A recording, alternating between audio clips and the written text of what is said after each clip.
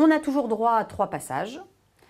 Il y a quand même des débats sur est-ce qu'on compte les passages antérieurs à la réforme, mais vraisemblablement, moi je pense que ce sera 3 en tout.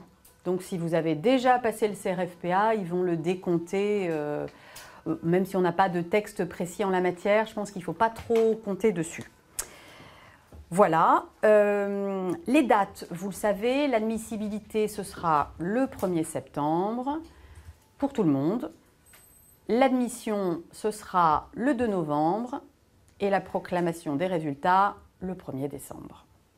Sur la liste des documents qui seront autorisés à l'examen, alors ça, je vous avoue que c'est un petit peu compliqué, j'imagine, pour les étudiants qui vont passer en 2017, puisque c'est la commission qui va établir les documents que vous serez autorisés à apporter aux examens.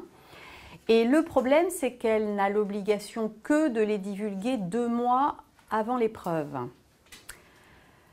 C'est une obligation légale. Après, j'ose espérer qu'ils le feront avant, parce que sinon ça risque d'être très inconfortable pour vous de ne pas savoir quels documents vous pouvez apporter et donc avec quels documents travailler. Mais sachez que là, il y a une incertitude, et l'incertitude est aussi valable pour le grand oral. Cette commission, elle sera très importante parce qu'elle va non seulement choisir les sujets qui seront nationaux, mais ils vont établir une grille de correction. Et là, c'est vrai qu'on leur laisse un peu les mains libres avec une grille de correction pour décider de la marge d'appréciation des IEJ. Parce que si la grille de correction est extrêmement précise, au demi-point près, en fait, les correcteurs des IEJ n'auront plus beaucoup de liberté pour vous noter à l'examen.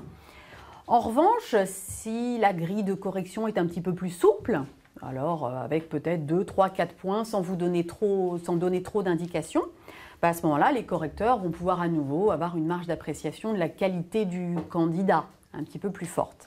Vous aurez toujours une double correction des copies et il faudra toujours 10 sur 20 en moyenne. Donc là-dessus, on n'a pas de changement.